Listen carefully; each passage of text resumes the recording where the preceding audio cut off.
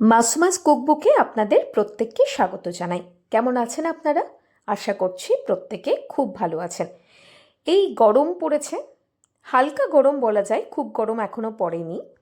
আর এই গরমের শুরুতেই যদি কালো জিরে ফোড়ন দিয়ে আলু দিয়ে পাবদা মাছের ঝোল রান্না করা যায় তাহলে কেমন হবে বলুন তো?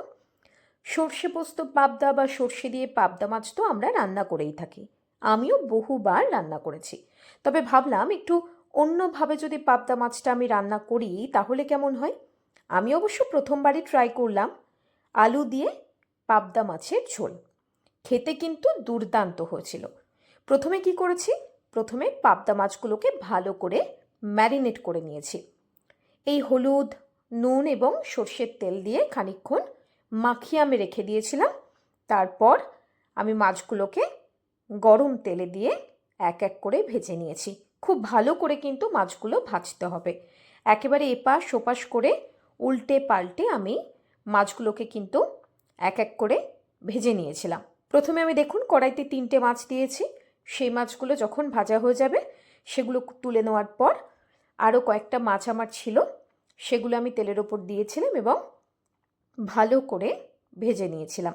আর এইভাবে যদি মাছ ভালো করে ভেজে নিয়ে আলু দিয়ে এই পাবদা মাছের ঝোলটা বানানো যায় তাহলে কিন্তু খেতে খুব ভালো হবে। একেবারে বলা যায় এক কথায় এক থালা ভাত নিমেষেই শেষ হয়ে যাবে। এবং ওই যে বললাম সর্ষে পোস্ত পাবদা বা সর্ষে পাবদা বহুবার তো নিশ্চয়ই রান্না করেছেন, এইভাবে একবার পাবদা মাছ কিন্তু রান্না করে অবশ্যই দেখতে পারেন। খেতে কিন্তু খুবই সুস্বাদু হয়। যেহেতু শীত একেবারেই চলে গিয়েছে তা নয়, রাতের দিকে হালকা ঠান্ডা লাগছে, কিন্তু দিনের বেলায় কিন্তু প্রচণ্ড গরম। আর এই গরমের শুরুতেই এই রকম একটা পদ যদি আমাদের দুপুরের মেনুতে থাকে তাহলে কিন্তু একেবারে খাওয়াটা জমেই যায়। দেখুন মাছগুলো ভাজা হয়ে গিয়েছে।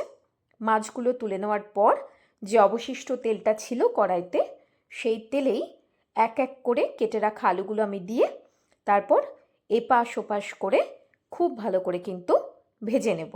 অর্থাৎ মাছগুলোকে যেমন আমি কড়া করে ভেজেছিলাম তার পাশাপাশি মনে রাখতে হবে আলুগুলোকেও কিন্তু আমরা খুব ভালো করে ভেজে নেব। আলুগুলো আমার ভাজা হয়ে গিয়েছে, একেবারে দেখুন লাল লাল করে আলুগুলো ভাজা হয়ে গিয়েছে। এবার এক এক করে এই আলুগুলো তুলে নেওয়ার পালা। আলুগুলো তুলে নেওয়ার পর অবশিষ্ট যে তেলটা কড়াইতে থাকবে সেই তেলেই মাছগুলো রান্না করার জন্য এই তেলেই প্রথমে আমি কালো জিরে ফোড়ন দিয়ে দেব। সামান্য কয়েক সেকেন্ড পর কেটে রাখা কাঁচা লঙ্কা, কাঁচা পেঁয়াজ দিয়ে ভালো করে কিন্তু ভাজতে হবে। একেবারে বলা যায় যে লাল লাল করে ভেজে নিতে হবে।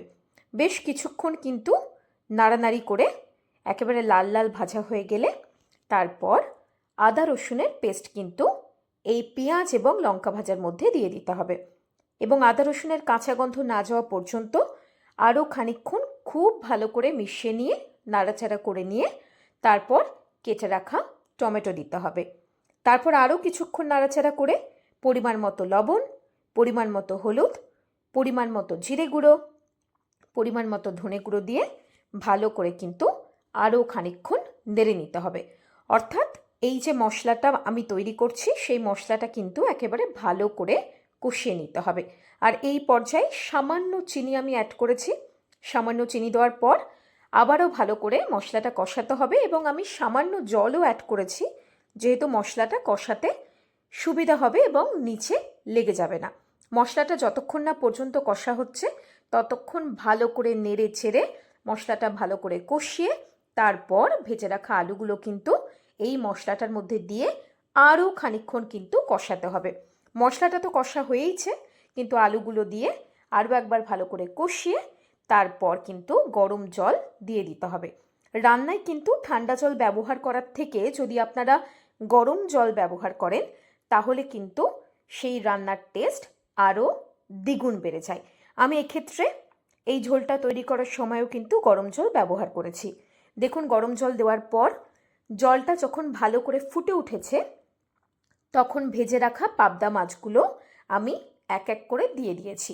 তারপর আরও কিছুক্ষণ ফুটিয়ে ওপর থেকে ধনেপাতা ছড়িয়ে দিয়ে আমি চাপা দিয়ে গ্যাসের আঁচটা একেবারে কম করে আরও কিছুক্ষণ কিন্তু রেখে দিয়েছি।